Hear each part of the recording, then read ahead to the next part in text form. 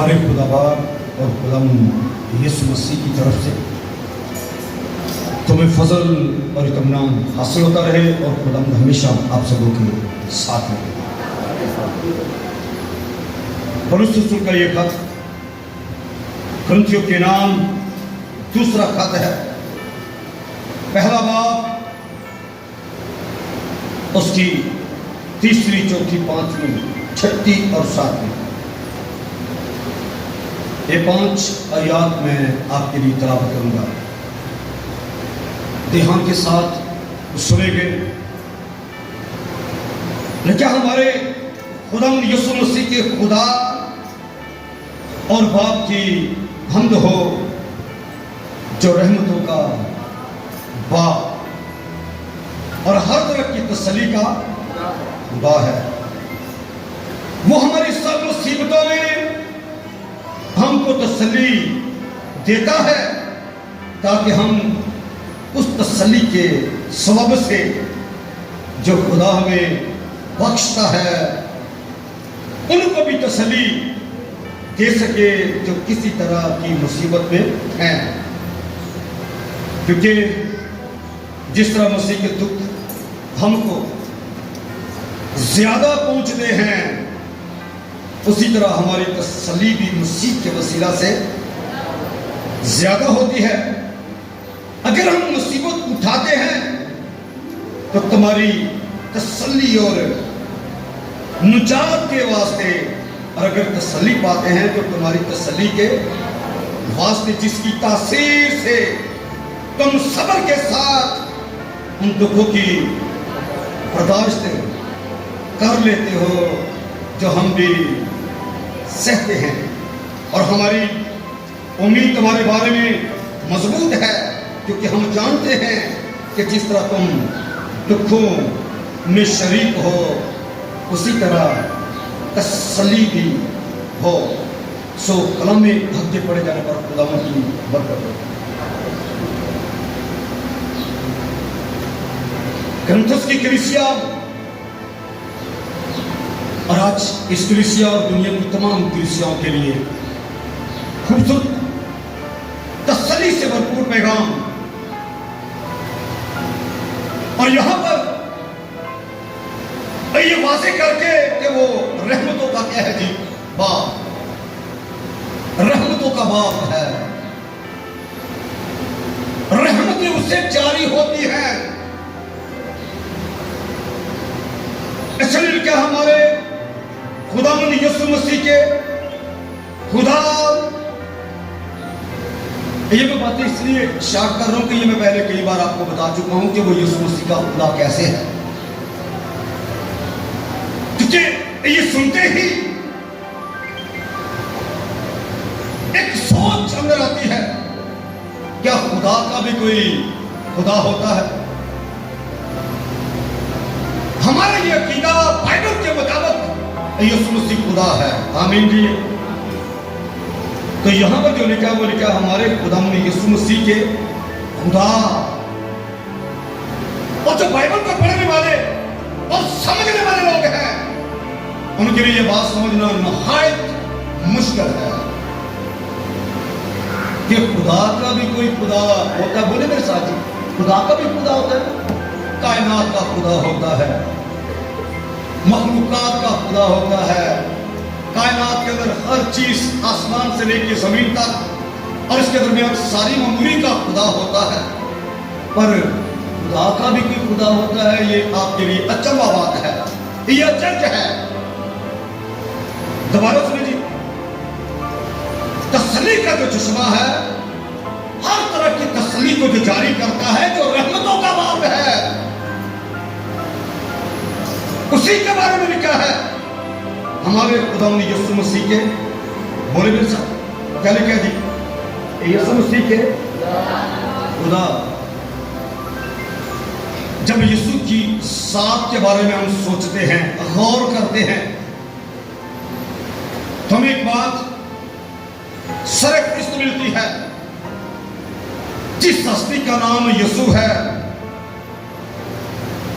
उसके बारे में लिखा है कलमा मुजस्सम हुआ। आमीन जी।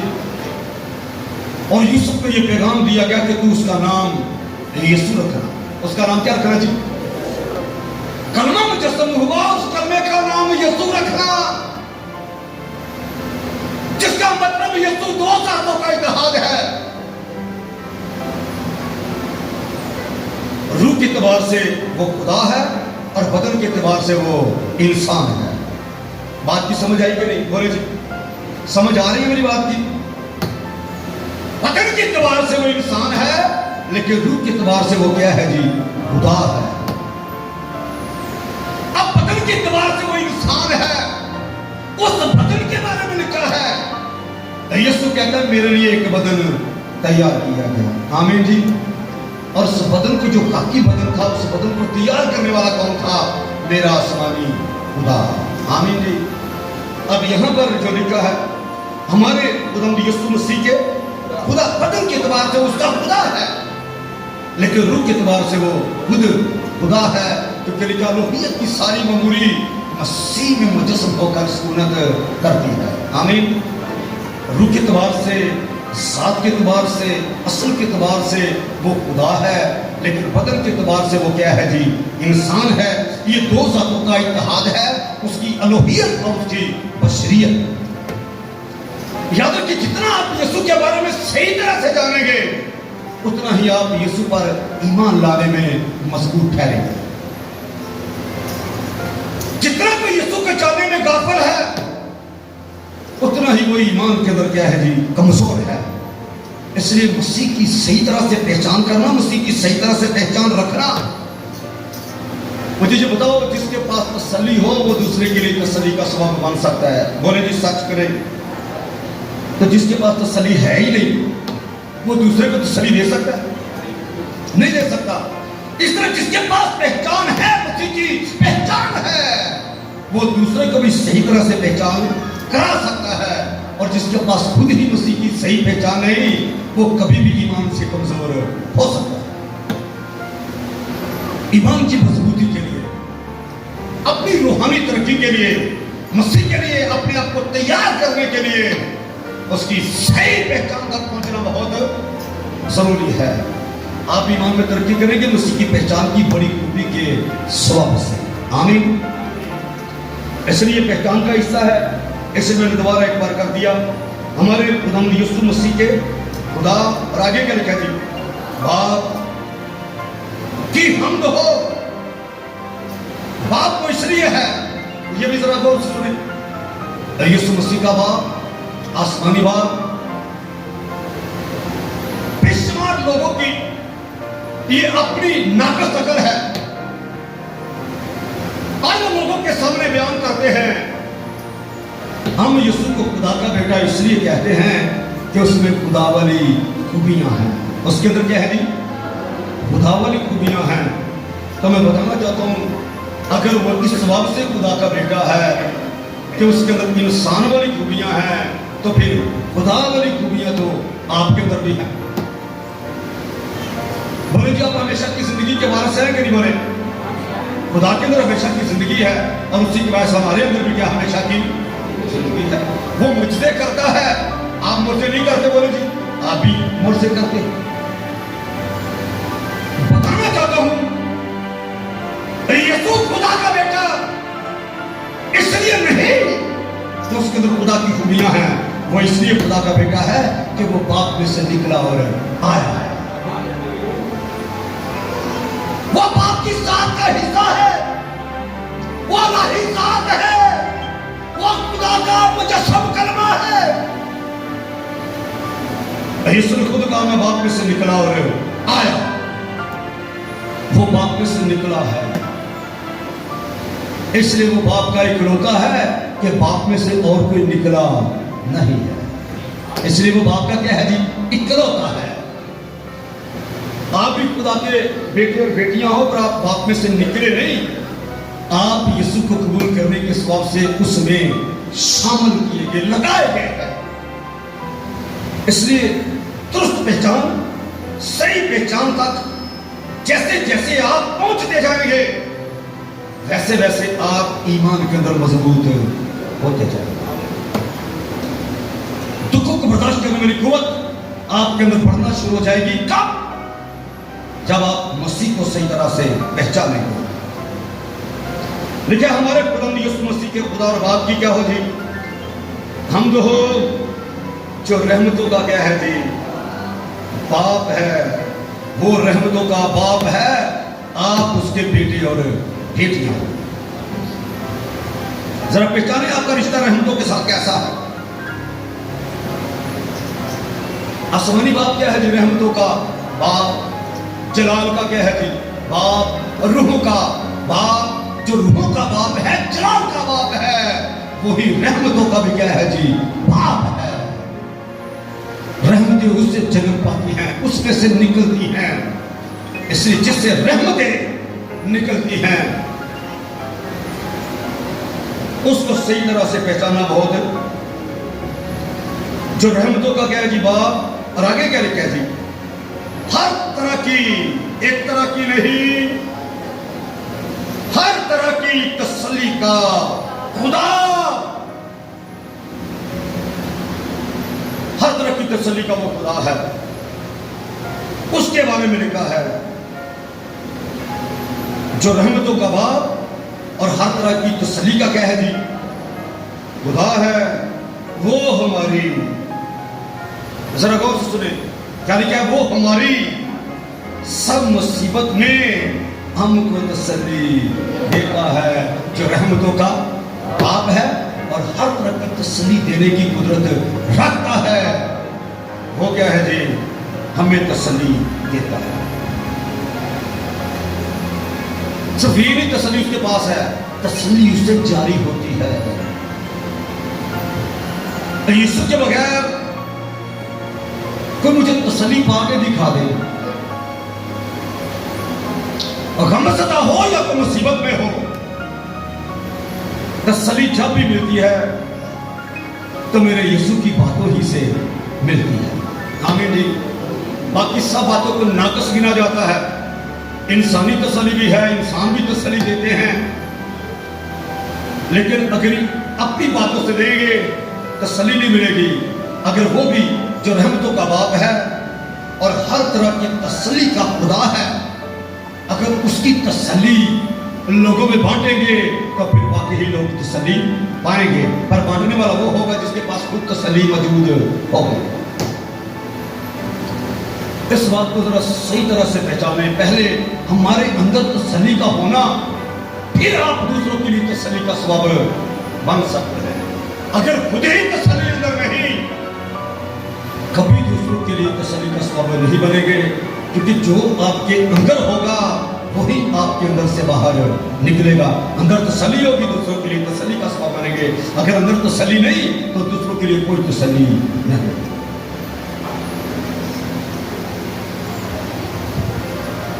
لیکن ہمارے خدا یسوع مسیح کے خدا باپ کی ہم ہو جو رحمتوں کا باپ اور ہر طرح کی تسلی کا خدا، وہ ہماری سب مصیبتوں میں، ایک تو نہیں لکھا سب مصیبتوں میں، مصیبت زدہ ہو تو سنو، سب مصیبتوں میں ہم کو کیا کرتا ہے جی تسلی دیتا ہے. مسیح کی انجیل کے اندر لکھا ہے راحل روتی ہے اور تسلی قبول نہیں کرتی. تسلی ہے کہ نہیں؟ بولو جی. تسلی ہے. اگر وہ قبول نہیں کرتا تو یہ اس کی اپنی ذاتی مرضی ہے، وہ کرنا تسلی ہے. تسلی کا خدا ہے تو تسلی بھی ہے، تاکہ ہم اس تسلی کے سبب سے جو خدا ہمیں کیا کرتا ہے جی بخشتا ہے، ان کو بھی تسلی دے سکے جو کسی طرح کی مصیبت میں ہے. وہ تسلی دے جو خدا ہمیں بخشتا ہے.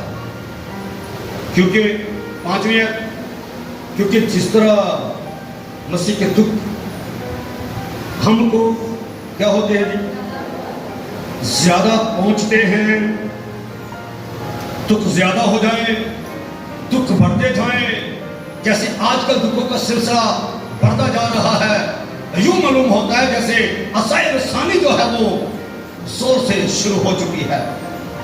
کیونکہ جس طرح مسیح کے دکھ ہم کو زیادہ پہنچتے ہیں، اسی طرح جس طرح دکھوں کا سلسلہ تیزی سے ہے، اسی طرح جس طرح دکھ بڑھتے جا رہے ہیں، اسی طرح ہماری تسلی بھی آگے کے لکھا جی مسیح کے وسیلہ سے زیادہ ہوتی ہے۔ اس کا مطلب یہ ہوا کہ دکھوں سے ہمیں بالکل گھبرانے کی ضرورت نہیں، جیسے دکھ بڑھتے جا رہے ہیں مسیح کی تسلی بھی ہمیں بڑھتی جا رہی ہے۔ چھٹی بھی سنیں، اگر ہم مصیبت اٹھاتے ہیں تو تمہاری تسلی، اور آگے کے لکھے نجات کے واسطے، اور اگر تسلی پاتے ہیں تو تمہاری تسلی کے واسطے، جس کی تاثیر سے تم صبر کر کے ان دکھوں کی برداشت بھی کر لیتے ہو جو ہم بھی سہتے ہیں۔ قابل غور چھٹی آئے، اگر ہم مصیبت اٹھاتے ہیں تو کیا لکھا جی تمہاری تسلی اور نجات کے واسطے ہم مصیبت اٹھاتے ہیں، اور اس کرنتھس کی کلیسیا کو کہتے ہیں ہم تمہاری تسلی اور نجات کے واسطے دکھ اٹھاتے ہیں۔ دکھ ہم اٹھاتے ہیں تاکہ تم تسلی پاؤ، دکھ ہم اٹھاتے ہیں تاکہ آپ نجات پاؤ۔ اب ذرا غور سے سنیں، تسلی کی جو بنیاد ہے وہ نجات کے بغیر نہیں ہے۔ غور سے، وہ نجات کے بغیر نہیں ہے۔ ایک مسیحی جو ہے صرف یہ نہ سمجھے کہ میں ایک مسیحی ہوں، وہ مسیحی ہونے کے ساتھ ساتھ یہ بھی سمجھے کہ میں نجات یافتہ۔ آمین جی، کہنا چاہیے کہ مان لینا چاہیے کہ میں نجات یافتہ ہوں کہ نہیں۔ ایک شادی شدہ شخص جو ہے اس کو پوچھا جائے تو شادی شدہ ہے یا کمارا، کیا بتائے گا وہ؟ بولے جی شادی شدہ ہے۔ شرمانے والی کو بات ہے؟ بولے جی یہ بات شرمانے والی ہے کہ میں شادی شدہ ہوں؟ کمارا ہے تو کہے میں کمارا ہوں، شادی شدہ ہے تو کہے شادی شدہ ہوں۔ یا تو کوئی نجات یافتہ ہے تو یا غیر نجات یافتہ۔ سر آگے بڑھنے سے پہلے میں تسلی کی بنیاد آپ کو بتانے چلا ہوں۔ تسلی کیسے زندگی میں آتی ہے اور جن کے پاس نہیں کیوں نہیں؟ ذرا اقرار پر غور کرے۔ میں نے کہا صرف مسیحی نہیں، ہم مسیحی ہیں پر مسیحی ہونے کے ساتھ ساتھ ہم نجات یافتہ ہیں۔ آمین جی، ہماری یہ خوش نصیبی ہے کہ ہم مسیحی ہیں اور ساتھ ساتھ ہم نجات یافتہ ہیں۔ جس نے ہمارے گناہوں کو کیا کیا ہے؟ معاف کر دیا ہے۔ آمین جی، اپنے لہو سے دھو کے معافی نہیں کیا بلکہ کیا کر دیا جی؟ صاف کر دیا ہے۔ ہم اقرار کرتے ہیں ہم نجات یافتہ ہیں۔ آمین جی، اب میں آپ کو کہوں گا شادی شدہ شخص اگر یہ اس بات سے شرماتا ہے تو اس کا مطلب ندان ہے، اسے سمجھ ہی نہیں۔ چپ چاپ ہو، اس کا اقرار کرو۔ آپ کی شادی ہو گئی کہ نہیں ہوئی؟ جو کچھ ہے وہ بتاؤ گے۔ کوئی بندہ یہ نہیں کہے گا میری شادی نہیں ہوئی جی۔ شادی شدہ ہے تو وہ کہے گا میں شادی شدہ ہوں، اگر ابھی شادی نہیں ہوئی تو وہ کہے گا میں کمارا ہوں۔ بولے جی سمجھ آ رہی ہے کہ تو نجات یافتہ ہے تو کیا کہے گا؟ بولو نا جتنا اسی طرح خوشی سے بولو نا جس طرح شادی کی بتاتے ہم، بتاؤ لوگوں میں مشہور کرو ہم نجات، ہم مسیحی ہیں اور خدا باپ کا یہ شکر ہے کہ ہم نجات یافتہ ہیں۔ آمین، ہم معمولی لوگ نہیں، ہم نجات یافتہ ہیں۔ یسوع نے ہمارے قصور معاف کیے ہیں اور معافی نے کیے بلکہ اپنے لہو سے دھو کے صاف کیے ہیں۔ اور خوشخبری یہ ہے وہ ہمارے گناہوں کو پھر کبھی یاد نہیں کرتا، وہ ہمارے گناہوں کو یاد نہیں کرتا۔ کیسی خوشخبری ہے؟ اب جہاں پر یہ اقرار ہے میں نجات یافتہ ہوں، وہاں پر یہ بھی اقرار کرے کہ وہ ہمارے گناہوں کو پھر کبھی یاد نہیں کرتا، وہ بھی نہیں کرتا، میں بھی نہیں کرتا۔ तसल्ली बताने लगा हूं। जिसको पक्का यकीन हो गया, जिसका ये इकरार है मैं निजात याफ्ता हूं, उसको ये पक्का पता है कि मैं हमेशा की जिंदगी का वारिस हूं। आमीन। चले, आए मुसीबतें, आए दुख, दुखों के पहाड़ टूट पड़े, ऐसा शख्स कभी भी घबराएगा नहीं, क्योंकि पता है मैं निजात याफ्ता हूं, हमेशा की जिंदगी मेरे अंदर यीशु के वसीला से आ चुकी है। आमीन जी। वो घबराएगा नहीं, शर्माएगा नहीं, वो दुखों से कभी नहीं घबराएगा। वजह उसे निजात का पूरा पूरा यकीन है। चंद बातें करके मैं फिर यहां पर वापस आऊंगा, क्योंकि वो बातें करना बड़ा जरूरी है। यूहन्ना की इंजील निकालेंगे साथ।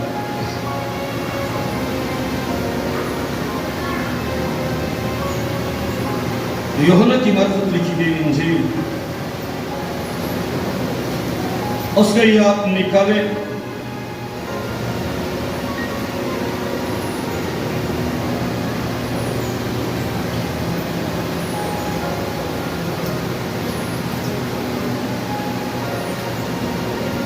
बड़ी ये खूबसूरत बात, 16वां बाब, जरा गौर से सुने। मैं 7वीं ऐसे पढ़ रहा हूं जी, 16वां बाब 7वीं ऐसे ध्यान के साथ सुनेंगे। लिखा, लेकिन मैं तुमसे सच कहता हूं, मेरा जाना तुम्हारे लिए क्या है जी?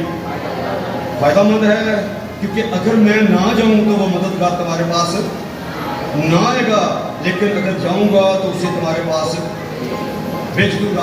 अगली आए 8वीं, और वो आकर क्या करेगा जी? दुनिया को, ये बात मुकद्दसों की नहीं, किनकी हो रही है?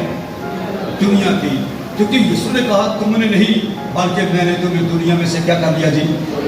चुन लिया। जो चुनिंदा हो गए हैं, ये बात उनकी नहीं। और गौर से सुने, लिखा क्या है? और वो आकर दुनिया को गुलाम और रास्तबाजी और अदालत के बारे में क्या करेगा जी? कसूरवार ठहराएगा। कौन?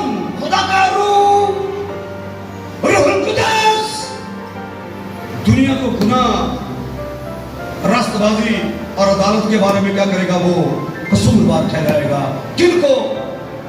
जो गैर निजात याफ्ता है। ये बात उनकी हो रही है। जो दुनिया वाले हैं, ये बात उनकी हो रही है। अब जो निजात याफ्ता है और रोमियो निकाले मेरे साथ जरा, उनके बारे में भी सुने।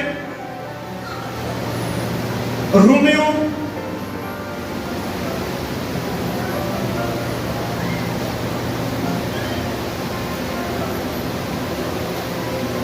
8वां बाब,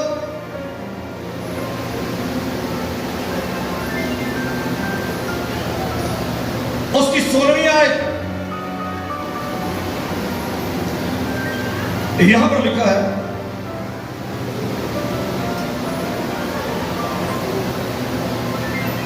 गौर से सुनिए। रूह खुद हमारी रूह के साथ मिलकर, आगे क्या लिखा जी? गवाही देता है कि हम खुदा के क्या हैं जी? फरजंद हैं। हम खुदा के क्या हैं जी? फरजंद हैं। वही रूह जो दुनिया को गुनाह, रास्तबाजी और अदालत के बारे में गुनाहगार ठहराता है, वही खुदा का रूह एक निजात याफ्ता को क्या करता है जी? उसको बताता है तू खुदा का फरजंद है, तू खुदा की बेटी है और तू खुदा का बेटा है। आमीन।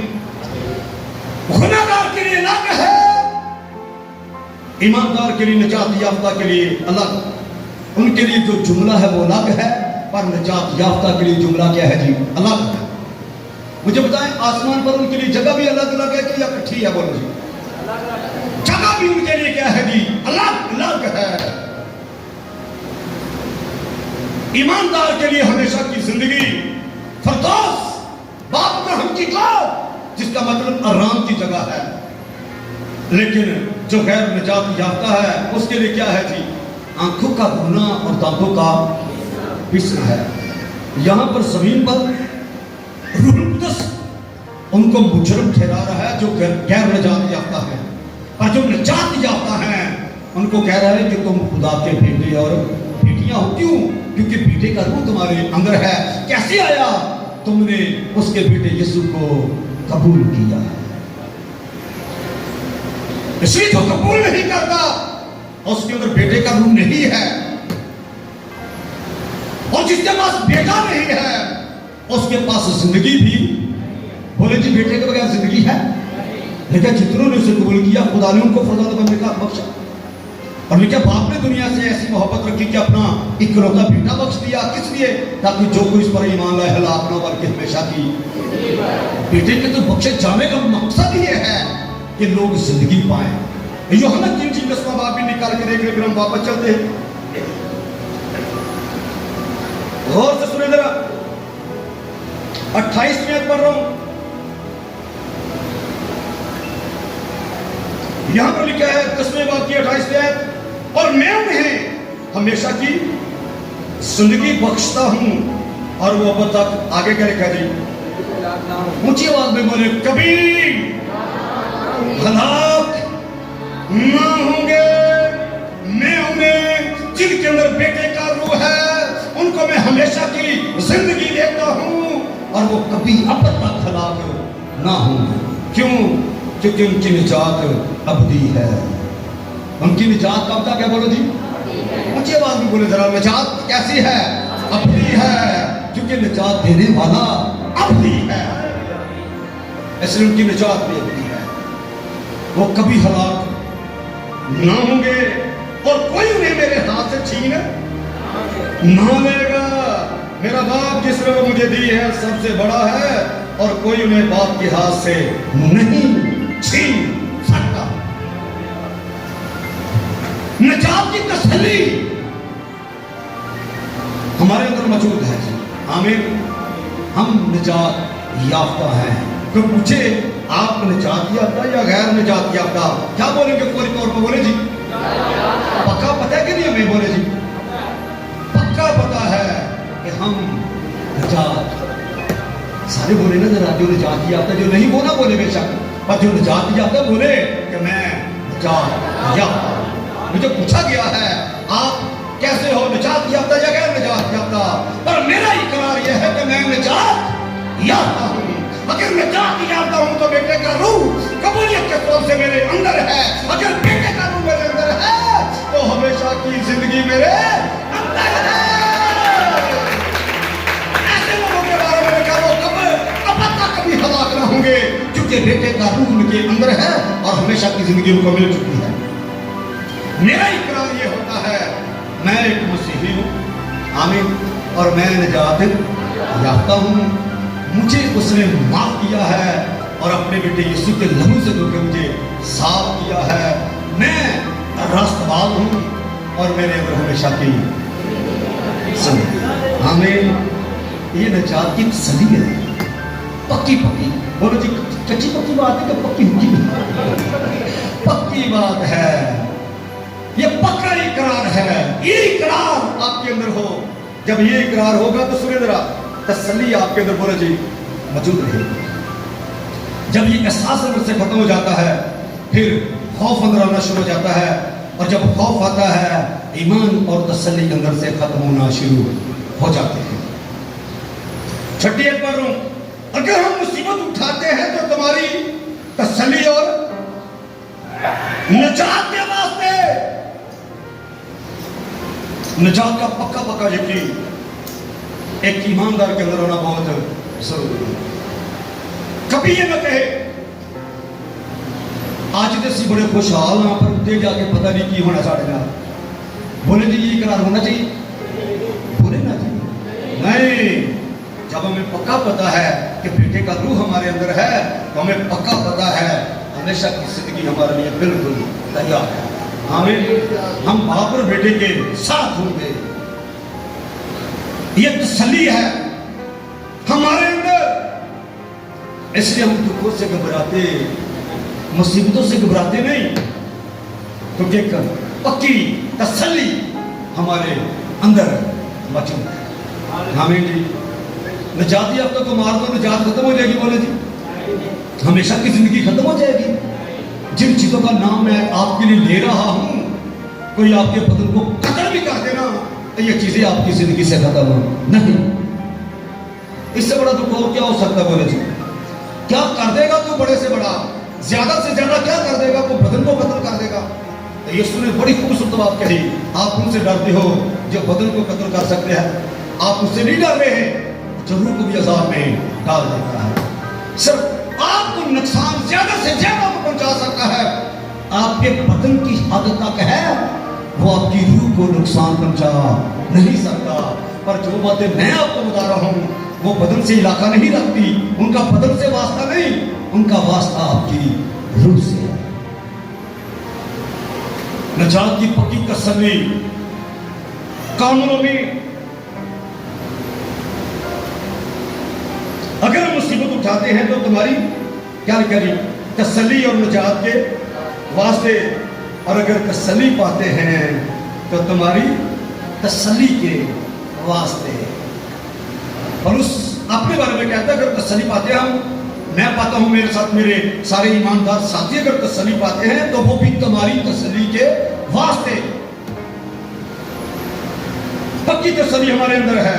आगे सुने, अगर हम मुसीबत उठाते हैं तो तुम्हारी तसल्ली और नजात के वास्ते, और अगर तसल्ली पाते हैं तो तुम्हारी तसल्ली के वास्ते। आगे क्या लिखा है? जिसकी तस्वीर से आपके अंदर जो तसल्ली है उसका असर है, वो असर रखती है। जिसके वास्ते, जिसकी तस्वीर क्या करती है? जिसकी तस्वीर से हम, जिसकी तस्वीर से तुम सब्र के साथ उन दुखों की क्या कर लेते हो जी? बर्दाश्त कर लेते हो। नजात की तसल्ली की तस्वीर, नजात की जो तसल्ली है उसका असर ये है कि आप बड़े से बड़े दुख को भी क्या कर लेते हो जी? बर्दाश्त कर लेते हो। उसकी वजह क्या है? क्योंकि जैसे जैसे दुख बढ़ते जाते हैं ये तसल्ली जो हमारे अंदर है ये भी हमारे अंदर क्या करती है जी? बढ़ती जाती है। इसलिए हम दुखों से घबराते नहीं हैं। जिसकी तस्वीर से तुम सब्र के साथ उन दुखों को भी क्या कर लेते हो जी? नजात की तसल्ली की जो तस्वीर है उसके बाद उसका जो असर हमारे अंदर है, उसका असर हमारे अंदर क्या है? हमेशा हमारी तसल्ली हमारे अंदर कायम रहती है। आमीन जी। क्योंकि जो हमें तसल्ली देने वाला है वो कायम है, इसलिए उसकी दी हुई तसल्ली भी कायम।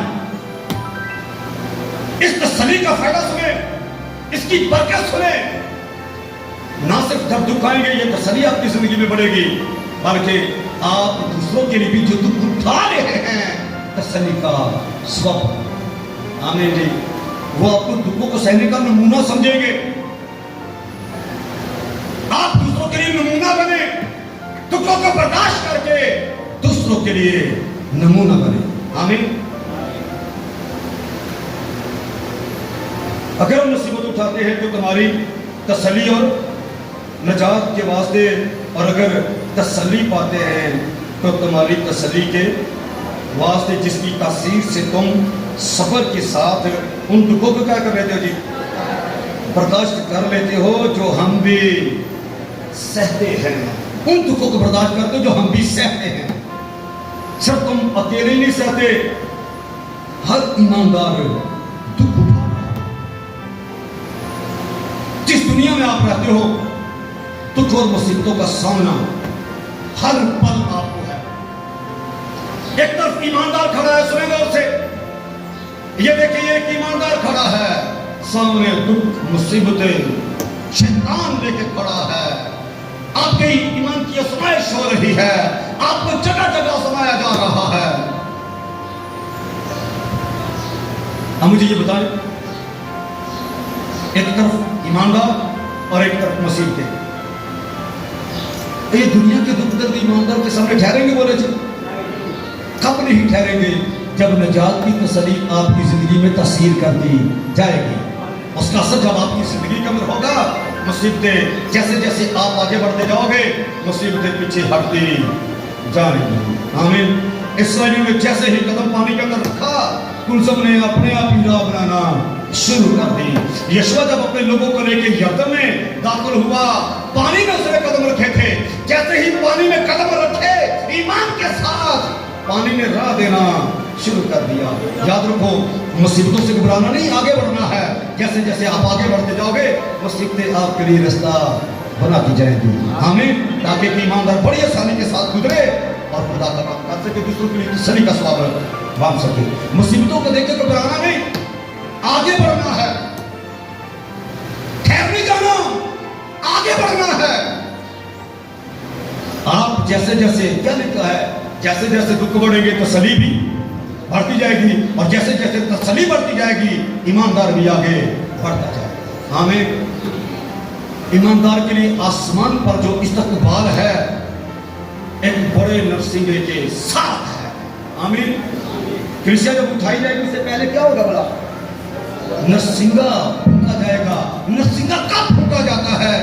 जब किसी बादशाह की आमद होती है। आमीन। क्यों नरसिंगा बजाया जाएगा?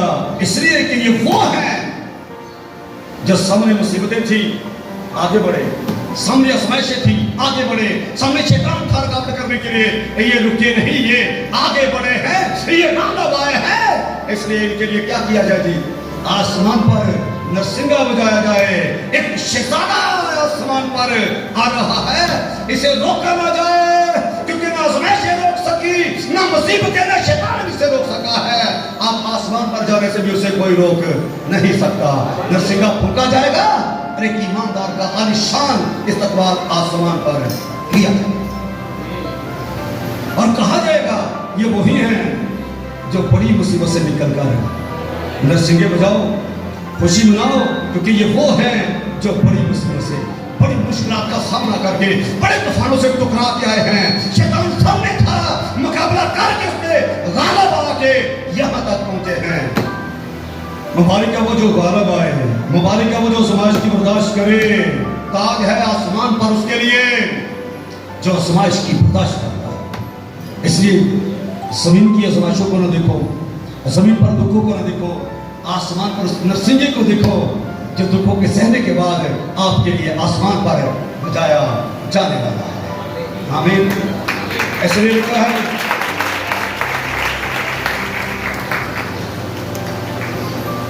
छठी आयत, अगर हम मुसीबत उठाते हैं तो तुम्हारी तसल्ली और निजात के वास्ते, और अगर तसल्ली पाते हैं तो तुम्हारी तसल्ली के वास्ते, जिसकी तस्सीर से तुम सब्र के साथ उन दुखों को क्या करते हो जी?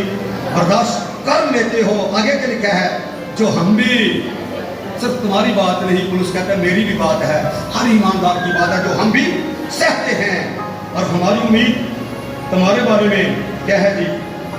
मजबूत है, क्योंकि हम जानते हैं जिस तरह तुम दुखों में शरीक हो, उसी तरह तसल्ली में भी है। आमीन जी। ईमानदार के लिए जैसे जैसे दुख बढ़ते जाएंगे, तसल्ली कम होती जाएगी। बोलो जी, तसल्ली बढ़ती जाएगी। तसल्ली है क्या? निजात की। आमीन जी। निजात की तसल्ली है। इसलिए जब वो पूछे आपकी रूहानी हालत क्या है, तो उसको बड़ी खुशी के साथ मुसीबत फख्र करते हुए उससे बताओ कि मैं, बोले ना जी, और ऊंचा बोले, करना नहीं, बोलना है, मैं निजात याफ्ता हूं, क्योंकि यीशु ने मेरे गुनाह क्या कर दिए हैं जी?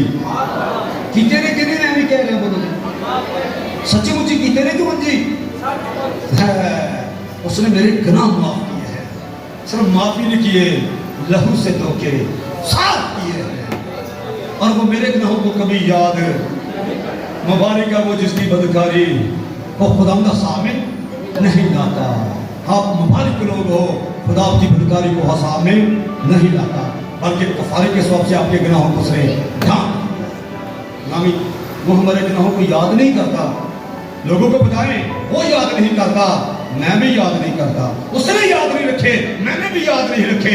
इसलिए मैं अपने को गुनाहगार नहीं, मैं अपने आप को निजात याफ्ता कहता हूं, क्योंकि ये काम मेरे यीशु ने मेरे लिए किया है, और इसी बात की तसल्ली मेरे अंदर है, और ये तसल्ली मेरे अंदर असर करती जाती है। हालेलुया, प्रेज़ द लॉर्ड, आमीन जी।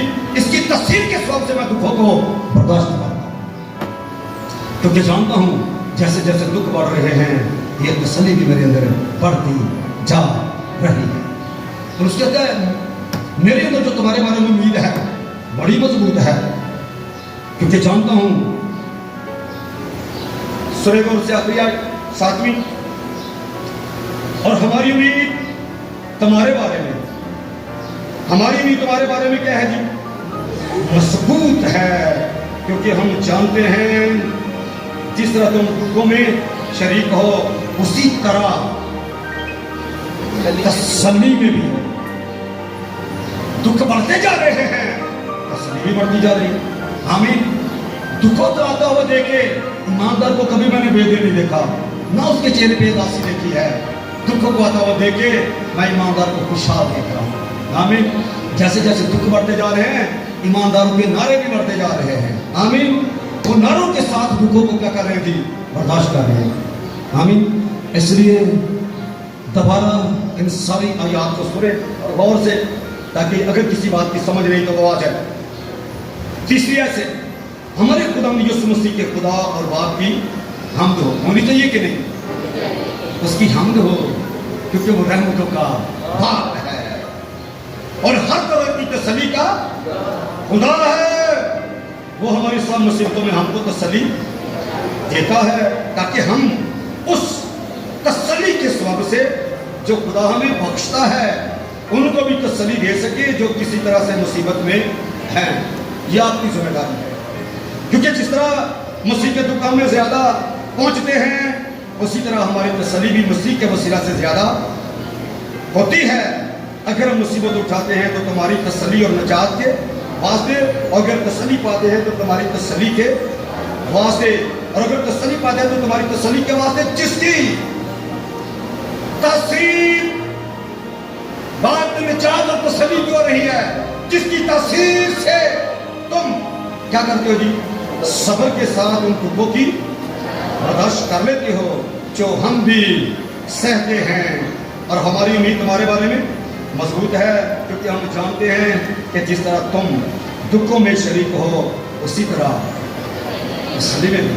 آمین۔